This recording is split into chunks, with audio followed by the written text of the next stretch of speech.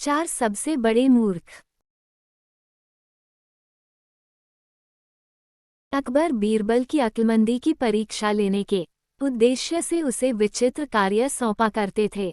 ऐसा कर उन्हें अति आनंद की प्राप्ति की होती है।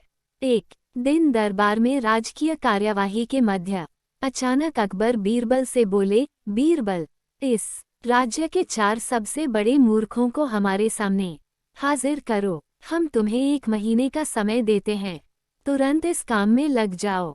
अकबर का आदेश सुन बीरबल आश्चर्यचकित हुआ, किंतु वह था तो अकबर का मुलाजिम ही, उनका हर हुक्म बजाना उसका फर्ज था। वह तुरंत 4 मूर्खों की तलाश में निकल पड़ा। 1 माह पूर्ण होने के उपरांत वह 2 व्यक्तियों के साथ अकबर के समक्ष उपस्थित हुआ।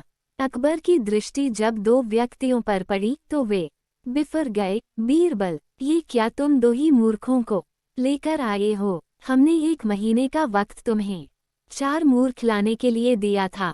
हुजूर, मेरी गुजारिश है कि अपना गुस्सा शांत रखिए और मेरी पूरी बात सुने बगैर किसी नतीजे पर मत पहुंचिए। बीरबल अकबर का गुस्सा शांत करते हुए बोला। बीरबल की बात सुन अकबर का गुस्सा कुछ ठंडा हुआ। जहांपनाह, ये रहा पहला मूर्ख। इसकी मूर्खता का वर्णन सुनेंगे तो आप भी सोचेंगे कि ऐसे लोग भी होते हैं इस दुनिया में। पहले व्यक्ति को आगे कर बीरबल बोला, बताओ ऐसी क्या मूर्खता कर रहा था ये? अकबर ने पूछा। हुजूर, मैंने इस व्यक्ति को बैलगाड़ी पर बैठकर कहीं जाते हुए देखा। बैलगाड़ी चालक के अतिरिक्त बैलगाड़ी पर बैठा ये अकेला व्यक्ति ही था। इस पर भी इसने अपनी गठरी सिर पर लाद रखी थी। चकित होकर जब मैंने कारण पूछा तो ये कहने लगा कि गठरी बैलगाड़ी पर रख दूंगा तो बैल के ऊपर बोझ बढ़ जाएगा, इसलिए मैंने गठरी अपने सिर पर रख ली है। अब इसे मूर्खता नहीं कहेंगे तो क्या कहेंगे? पहले व्यक्ति की मूर्खता का किस्सा सुनकर अकबर के चेहरे पर मुस्कुराहट तैर गई। फिर बीरबल ने दूसरे व्यक्ति को आगे किया और बोला, जहांपनाह, ये आदमी तो इससे भी बड़ा मूर्ख है। एक दिन मैंने देखा कि ये अपने घर की छत पर भैंस लेकर जा रहा है। मुझे आश्चर्य हुआ तो मैंने पूछ लिया, लेकिन फिर इसका जवाब सुनकर मैंने तो अपना सिर ही पीट लिया। इसने बताया कि इसके घर की छत पर घास उगाई है, इसलिए ये भैंस को छत पर ले जाता है ताकि वह वहां घास खा सके। घास काटकर ये भैंस को लाकर खिला सकता है, लेकिन ये मूर्ख भैंस को ही छत पर ले जाता है। ऐसा मूर्ख कहीं देखा है आपने? हम वाकई इन दोनों की कारस्तानी बेवकूफाना है। अब बाकी के 2 मूर्खों को पेश करो।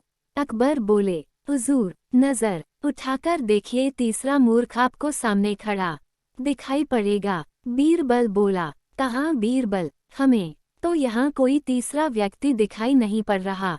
अकबर इधर उधर देखते हुए बोले, तीसरा मूर्ख मैं हूँ हुजूर। बीरबल सिर झुकाकर बोला, अब देखिए मुझे पर कितने महत्वपूर्ण कार्यों की जिम्मेदारी है, लेकिन सब कुछ एक तरफ हटाकर मैं 1 महीने से मूर्खों को खोज रहा हूँ। ये मूर्खता नहीं तो और क्या है? बीरबल की बात सुनकर अकबर सोच में पड़ गए। फिर बोले, और चौथा मूर्ख कहाँ है बीरबल? गुस्ताखी माफ हुजूर, पर चौथे मूर्ख आप हैं। आप हिंदुस्तान के शहंशाह हैं। इतने बड़े साम्राज्य का भार आपके कंधों पर है। प्रजा के हित के जाने कितने कार्य आपको करवाने हैं, लेकिन उन सबको दरकिनार कर आप 1 महीने से मुझसे 4 मूर्खों की तलाश करवा रहे हैं। तो चौथे मूर्ख आप हुए ना? कहते हुए बीरबल ने अपने कान पकड़ लिए। बीरबल का जवाब सुनकर अकबर को अपनी गलती का एहसास हो गया कि बेफिजूल में उन्होंने अपना और बीरबल का काफी वक्त बर्बाद कर लिया है।